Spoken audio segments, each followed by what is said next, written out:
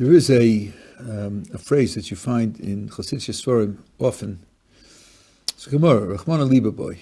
Because Baruch Hu wants the heart. Now,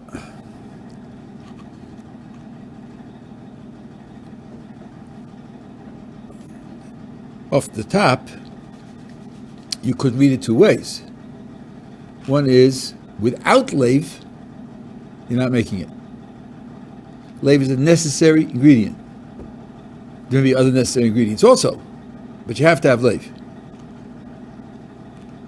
And I think that's the way in which what they call today the yeshiva world, the Litvish world, would take it. Lave by itself isn't enough. It's just that you need to have lave in addition. Without lave, and that way it becomes, I would say, very bland, very, very uncontroversial. Would anyone have thought that without lave, what would that mean? Without devotion, without love, without hope, without trust, without all those things, you would be a satisfactory Ohr Hashem? No, but okay. I suppose the Gemara could be taken that way. Then there's the stronger way to take it, and that is, at least sometimes, in some circumstances, lave is enough. Lave is enough all by itself. That sounds dangerous. Lave is enough by itself without what? Without mitzvos? Without performance? Without learning? That sounds to be, almost to be crazy. But it's not crazy. I'll show you it's not crazy. If I can show you a Rabbi Yonah who says it, that's certainly not a prejudicial source. One of the greatest of the Rishonim.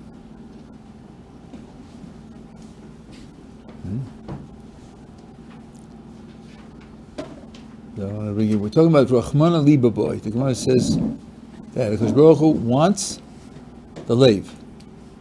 And there are two ways you could take that. One is without lave, your vote is not complete. That seems to be obvious, trivial. Could be what the Gemara is saying, without lave. The other is that lave is enough. Lave all by itself is enough. As I said, that sounds very dangerous. Well, lave without mitzvos, lave without learning Torah, just lave. Good intentions, right feelings. That sounds like it's certainly could be right.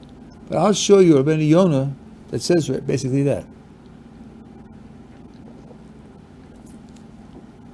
What the Mishnah Pirkei Avos says, he whose learning is greater than his maisim, than his actions, his learning will not stand.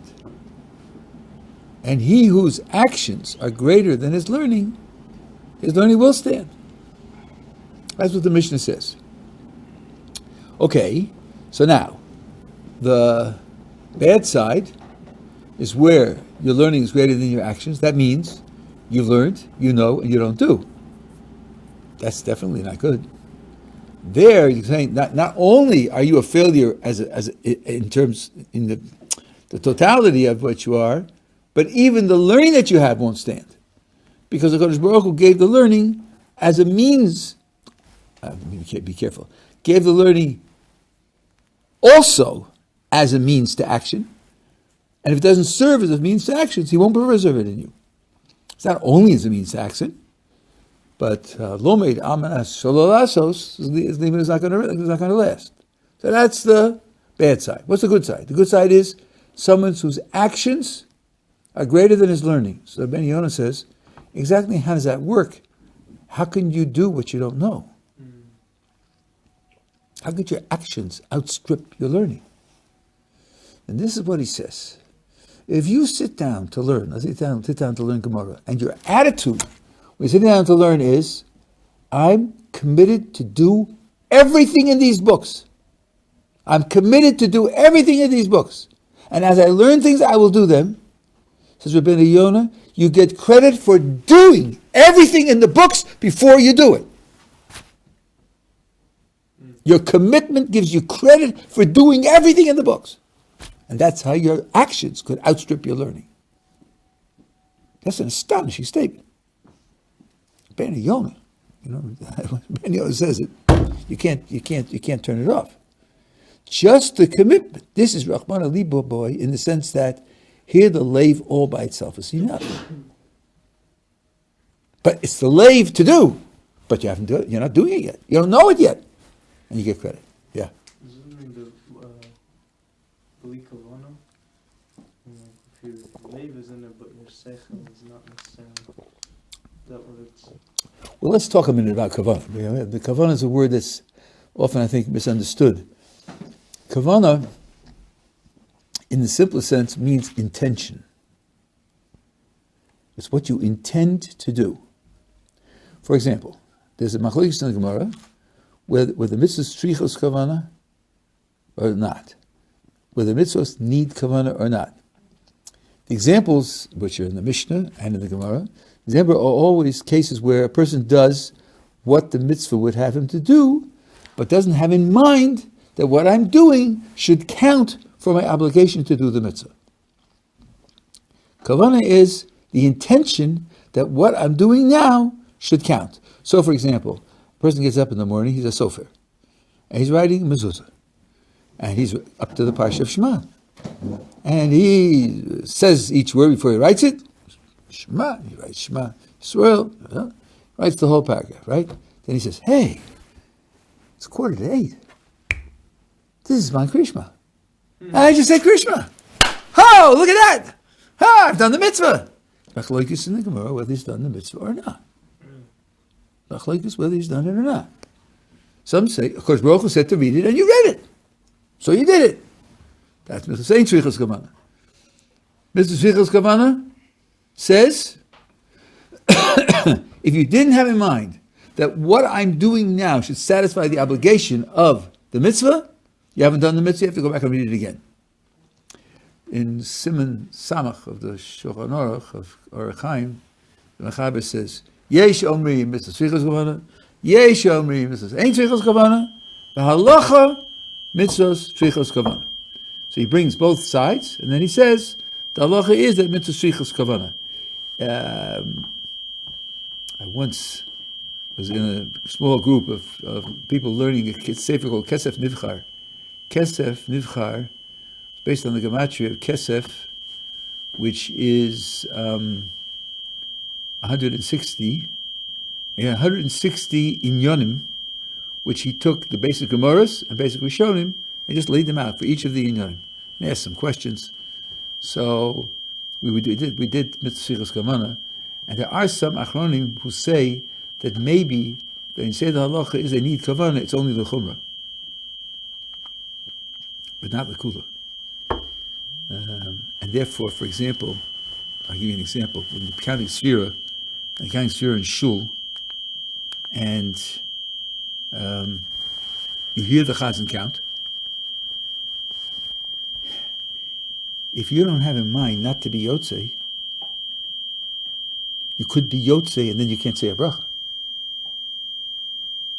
So you have to have in mind I shouldn't be Yotzei. I didn't want to be Yotzei, but and Mrs. the Ein Shrichos Kavana, l'chumra would here cost you the mitzvah. The chumra would be you can't do it over again.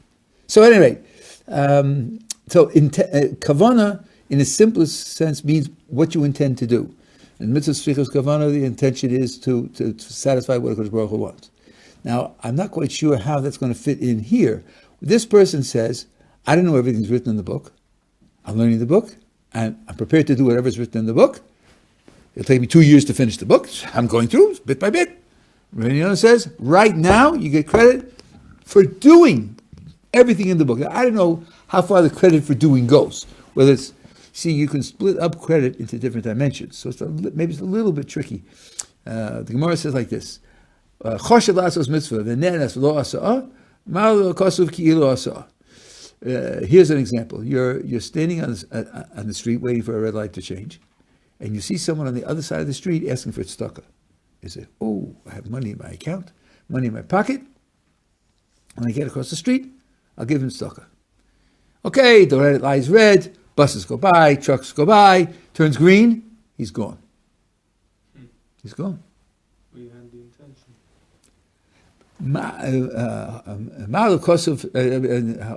Choshev lasos mitzvah. Choshev doesn't mean he was considering it. Choshev means he decided to do it, and then something stopped him, out of his control. Ma'ala v'kosav kilo asa. The Torah takes it as if he did it. Says the Maharsha, well, not in every respect. What the Gemara means is only that you'll get reward in the world to come for having done it. But a mitzvah has more consequences than that. For example, the Mishnah in Pirkei Avos says, mitzvah goreres mitzvah.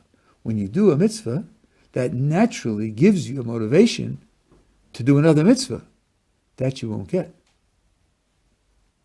It also says mitzvah magna, it says mitzvah protects you from certain things. That you don't get. That requires actually carrying it out. That you didn't have. So the Gemara is just telling you that your reward in the world to come, you'll get reward for your intention. So here too, I don't know how far Rabbi Yonah will go when he says you get credit for doing all those things that you haven't yet done. For example, let's suppose he's sitting down to learn halacha. He says, everything I learn I'm going to do. Okay, fine. The next thing on the page is tefillin. Now, does that mean that today he doesn't have to put on tefillin? Because he said, I'm prepared to do everything. And he says you get credit for doing it all. I did it already. No, I don't think that it goes that far. But it does, by the way, there's a lot of things like this. It says we don't have karbonos now. A person does an action that requires him to bring a korban, and it's important he can't bring a korban. There's a korbanos to bring. So what do we say? Some of you know. You learn the parshas of the korban, and it's as if he brought the korban. But if the Beis Hamikdash is rebuilt in your days, you have to bring the korban. He as if doesn't relieve you of the obligation to bring the animal if the temple is rebuilt. But in the meantime, there's no complaint against you. You did the action, you need to bring the korban, and you didn't do it. You didn't do it. Right? And you say there's no temple, well, it's partly your fault there's no temple also. You're not doing everything you could to justify rebuilding the temple. So if you learn it in this condition, it takes off that opprobrium. It takes off that critique that you missed out on bringing the korban. So that's a sense in which you did it. I know Rabbi Yonah there, as I remember, does not go into any detail as to how it's done.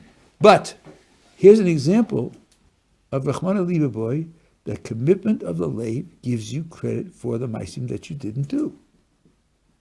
Now, I think the people who are committed to reading the original Gemara, Rachmana Liba, in the minimalist fashion, no, it's just got to be an ingredient. It can't be all by itself. I think they have to now take note and say, maybe that's not true. Maybe sometimes the lave is enough. Okay, I'll give you another example. You read the Derech Hashem 3 times, at least, I remember 3 times.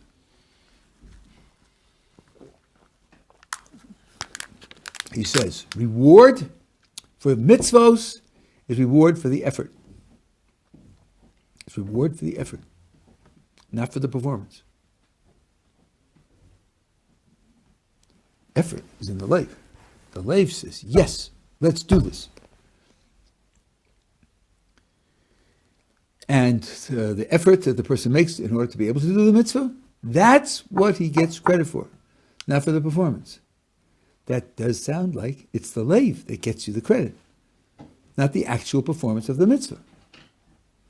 Certainly, he says this in Talmud Torah, and here it's absolutely crucial, because people feel, I spent a whole day learning Gemara and I didn't get it. I did not understand what they were talking about. I can't tell you what the text means. That's not a waste of day. It's not a waste at all.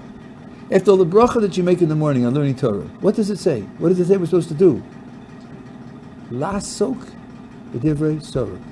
Occupy ourselves with divrei Torah.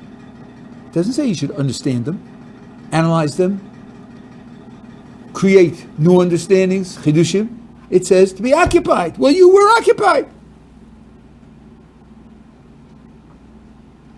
Getting the understanding, now here comes the punch, which I think is certainly what the Chassidus emphasizes, but it's throughout Mister. The punch is this: what do you have under your control? All you have under your control is your effort. The outcome is always the Kodesh Baruch Hu's gift to you. You're not going to get extra credit for the gift that He gave you. Why should you get credit for that? So, someone goes through a whole day of learning, comes out with a tremendous, deep understanding and a tremendous chiddush. He can't pat himself on the back and say, "Boy, did I have a good day. Look at this tremendous chiddush that I have." That chiddush is a gift that the Kodesh Baruch Hu gave you. What you have is, you turned your cell phone off. What you have is, I know that the coffee maker is working and so forth and so on. I would love a coffee, but I'm learning. That's what you get credit for. And that, the person who knows much less than you can also do. You have exactly the same credit. So, there's again the idea of Rachmana Libaboy. Because now it's very deep and it's very general. All you have is life. That's all that's under your control. Your rotzo. So, the outcome has to be looked upon as a gift. Your attitude towards the outcome has to be different. Kila olam chazda. I'm teaching now, I'll call you back.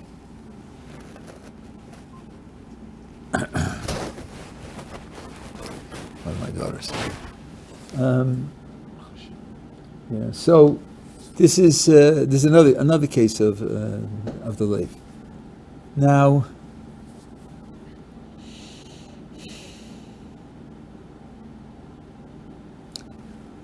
what do we fill the lave with? We're supposed to fill the lave with Av and Yira. There are other mitzvahs halev, but we're supposed to fill the lave with Av and Yira. I'm taking the point now in a certain way to a deeper level. The Zohar says that Av and Yira are the two wings with which each mitzvah flies up to a Kodesh Baruch Hu. That means that without Av and Yira, the mitzvah doesn't go. The mitzvah doesn't make it. There's a Maisa about the Baal Shem Tov, particularly bitter Maisa. He was invited once to visit a non-normative synagogue. And he said, "I'm sorry, but I can't go into your synagogue because it is a house full of prayer, full of tefillah." They said, "Because it's a house full of tefillah, that's why you can't go in?" He said, "Yeah, because you have to understand, a Jew prays, and his prayer is dedicated to HaKadosh Baruch Hu. Malachim, angels, take the prayer, bring it before HaKadosh Baruch Hu. But when you pray, you're creating those malachim. And if you're not really dedicated to HaKadosh Baruch Hu, the malachim are created lame, blind, no wings, broken. So your prayers never got taken up. Your prayers are lying on the ground in your synagogue. Wow. I don't want to trample on those prayers." House full of prayer. House full of prayer. Tragically broken prayers. So here, the Av and the Yira are what qualify the mitzvahs that you do. So now, it's not only that everything without lave is missing a necessary ingredient, which was the minimal understanding, and then also that under certain conditions, lave alone is enough to qualify you for acceptance and credit, but lave is necessary for all the other things to count. So lave now becomes gigantically important. No one can escape it. What do you want to happen with your Torah? You'll be brilliant? Your Sforim will sell? Will you be appointed at Rosh Yeshiva? Excuse me, where's the Kodesh Baruch Hu in all of this? We mentioned this once in a different context. On Shabbos, I'll take a question after this. We say in the tefillin on Shabbos, sanctify us by your commandments and give us your portion of Torah. If your goal isn't sanctify us by your commandments, there's no room for asking for Torah, asking for a portion of Torah. There's no room for it. So the lave now becomes the precondition for everything to matter. Now, ohr.edu becomes a very, very important fundamental principle, and that's one of the reasons that the Chassidus Farm talk about it. Yeah. What would that rabbi that the rabbi just mentioned lose by going into this house for? What say again? What would he lose by going to his house? I think it's not a question only of what he would lose, but what he was trying to accomplish by saying what he said. And of course, we're talking about something that took place almost 300 years ago, and the context and circumstances were different. But I'll give you a parallel. I can't remember whether I told this story or not. The Rabbi Berdichev was known to love Jews and forgive them for everything. In his town, there was a Jew who was not practicing mitzvos. And one time, he, Rabbi Yitzchak, came to the door of this Jew and knocked on the door. The Jew opened the door. Of course, he was quite surprised to see Rabbi Yitzchak there, but he invited him in, sat him down, and then waited for the Rabbi to announce the reason for his visit. And the Rabbi sat there for about 15 minutes, and then he got up to go, and he left. He said, "What? What's going on here? What is that?" And it bothered him. So after a while, he couldn't contain himself anymore. And he went to Rabbi Yitzchak's house and knocked on his door. And Rabbi Yitzchak opened the door and invites him in. And he says, "Rabbi, you came to my house and you sat there and then you just left. Why did you come?" I said, "I'll tell you why I came. Because it says in the Talmud, Kishem sheyesh mitzvah lo b'davar hanishma, kach yesh mitzvah shelo lomar, davar shelo nishma." Just like it's a mitzvah to say a word that will be heard, so it is a mitzvah to not say a word that will not be heard. I have something that really you should hear, but I know you won't hear it. I know you won't listen to it. So the Talmud's telling me not to tell you. But now, if I'm sitting in my house and you're sitting in your house, how am I fulfilling the mitzvah of not telling you? So I have to do it, right? Therefore, I have to be in front of you and then I tell you. So that's what I did. I came, I sat there, and I didn't tell you the thing that you won't hear, and now I fulfilled that mitzvah. Of course, the result of that was, you're a psychologist. The guy says, "So what was it, Rabbi?" He says, "Now you're ruining it. The whole point was not to say it, because no, you won't hear it. Right? If I tell you, then I'm violating what the Talmud says." But listen, Rabbi, you don't know. Maybe, who knows? Now, what it was is, this guy works in a bank. He's an official in a bank, and the bank is going to foreclose on the house of a widow and going to throw her into the street, and he's going to ask for time and some kind of special dispensation. And the guy said, "Okay, Rabbi, I will do it for you." But see, now, so what was the purpose of going the first time? The first time was to be able to have the second interaction. If you only saw the first interaction and you heard the explanation, but that's all, you find it very difficult to understand. So these people are working on a very deep level. There's a Tzaddik. Now, I don't remember the verse. I should really memorize it and remember it. But there's a verse, I think it's in Sefer Yeshayahu, where the Navi is talking to people, and maybe it's Yirmiyahu, and it gives a string of adjectives about describing these people. They're terrible people. And it's a whole string of adjectives, and then he talks to them, and afterwards it describes them again, and one of the terrible adjectives is missing.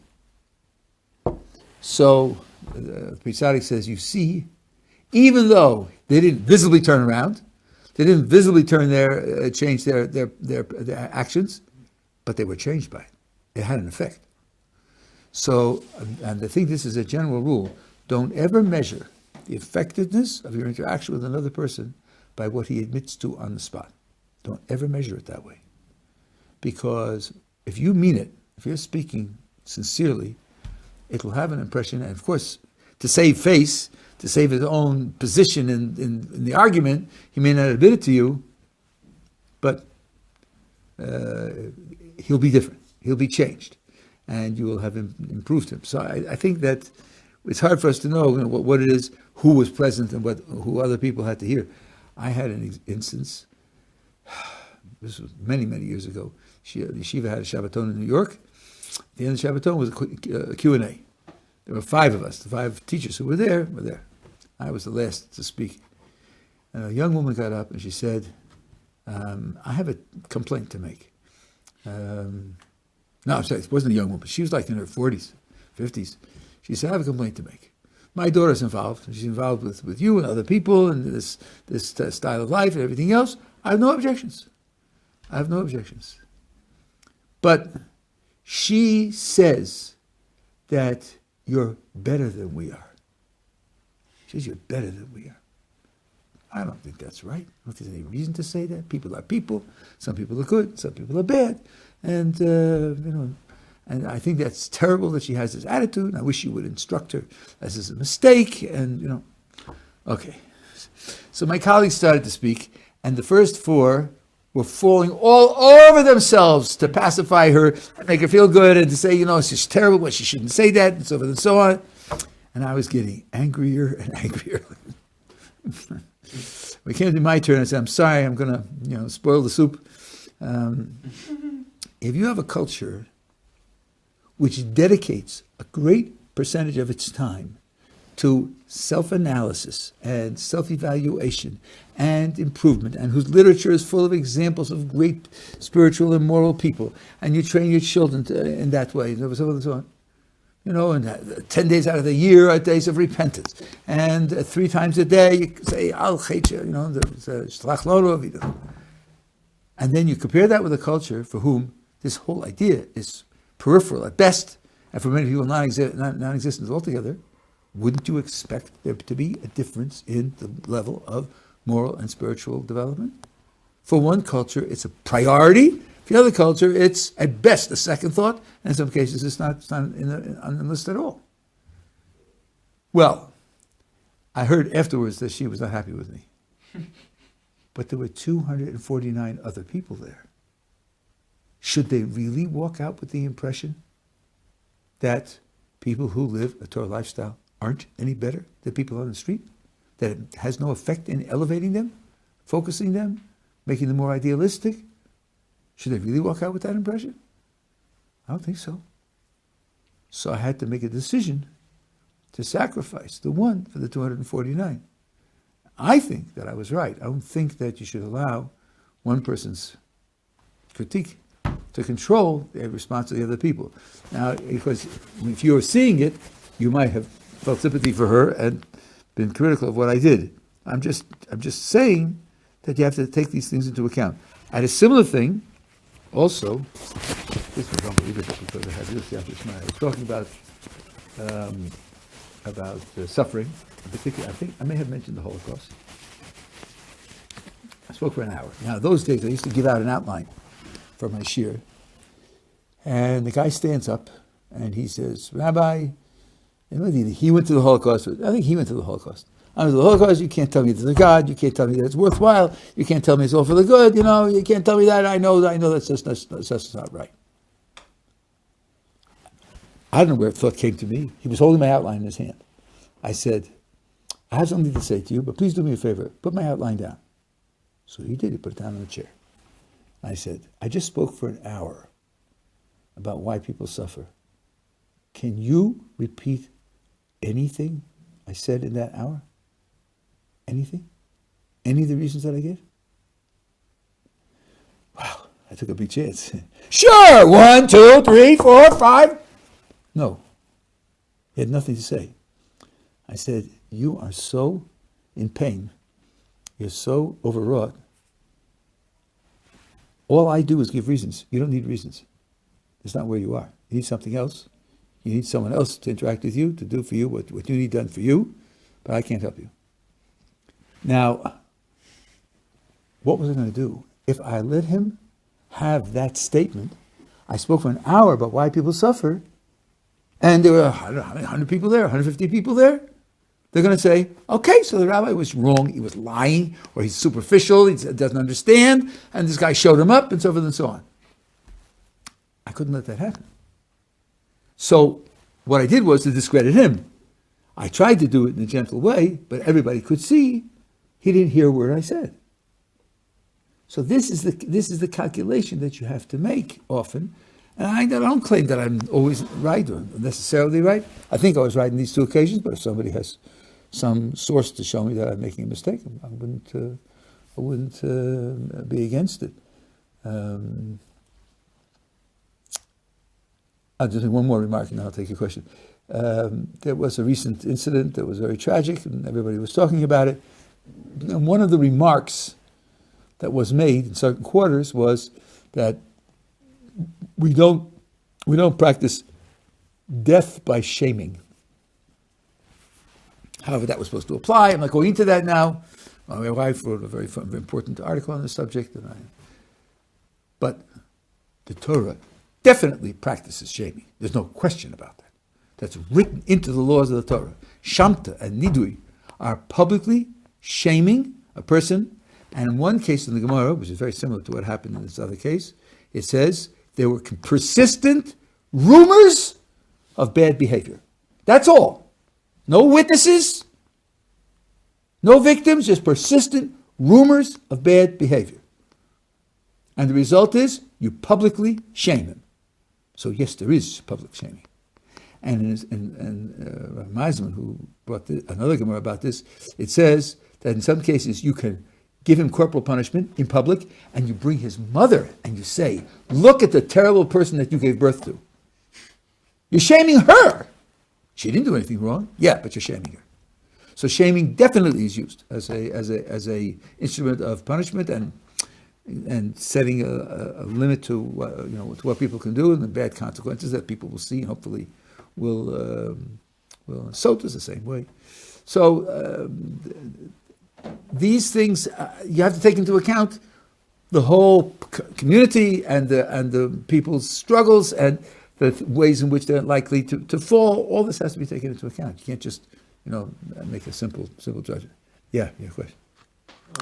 Just to clarify from what I understood, in order to kind of make somebody understand, sometimes you need to show them that there's the way the things, the way that your perspective is, or the Torah perspective is, that, I mean, I know Tochacha nowadays is not really an option for most people, but in order to tell somebody the right way to your opinion, the way the Torah is, you have to not put them to shame per se, but like give them a bit of a reason from a seemingly negative perspective, but there's an underlying factor of kindness, right, in that reason? Or is it just like, no, I just need to show you this and take it as it is? I think it depends. It depends a lot on the context, and it depends upon whether there's repeated interaction. Definitely, a first interaction should be done in private, if at all possible. Should be done in private, and should be done with kindness and with a sense of, I care about you. Who was it who said recently that the way of instructing children that works, or that, I forget the exact context, you said it worked in certain cases, is to say to the child, I think you're better than that. This isn't you. What you did isn't you. It's not the real you. Something must have gotten into you, something must have bothered you, because you're better than that. You're a better person than that.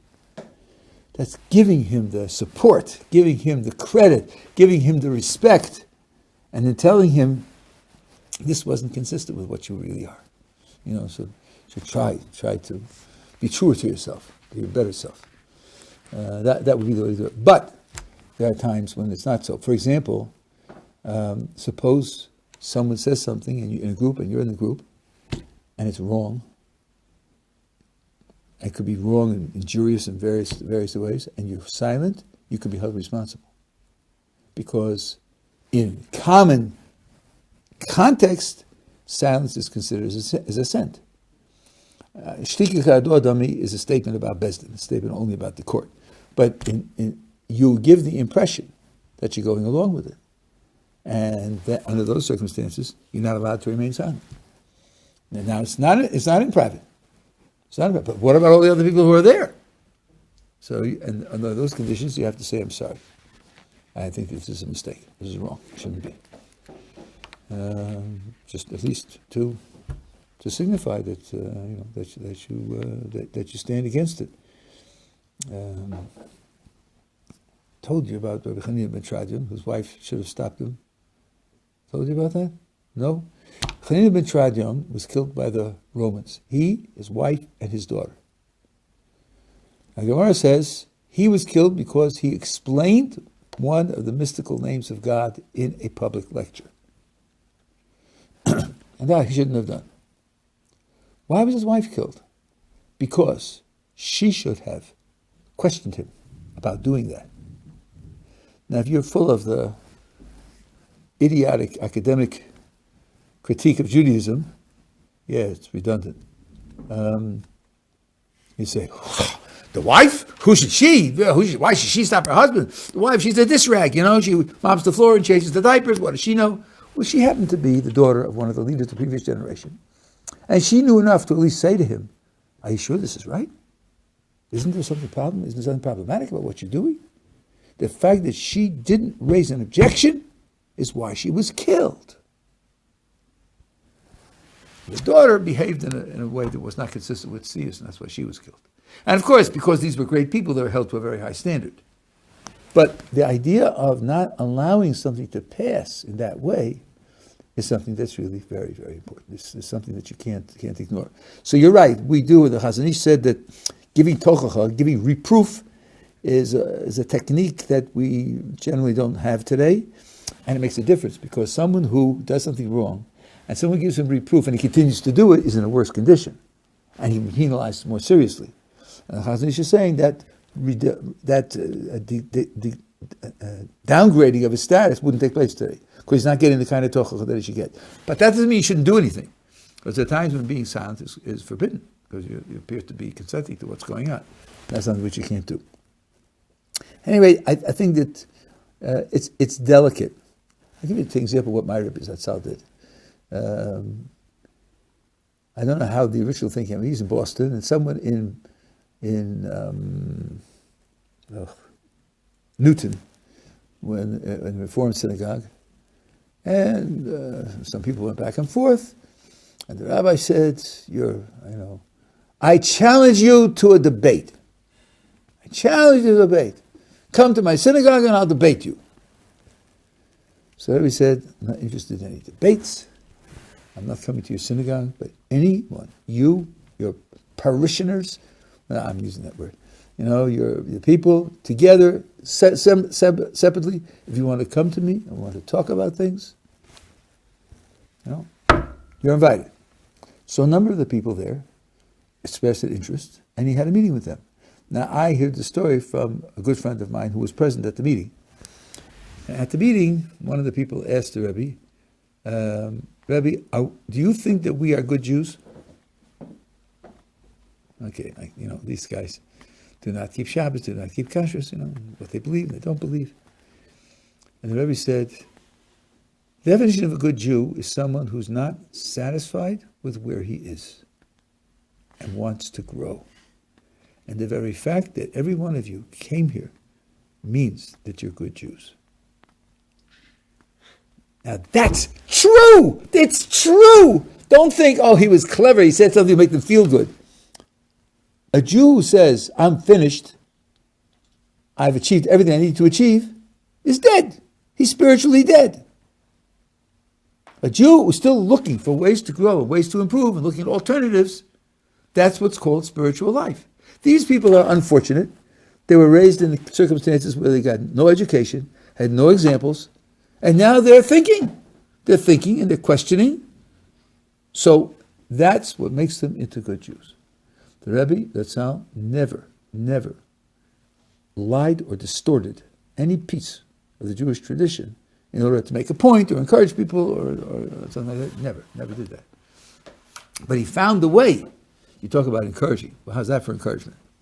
Right? Coming from someone with a beard and a long coat, and that's what he said to him. So I think you have to be spiritually very rich to do it right, but there are circumstances under which you simply can't allow it to go by.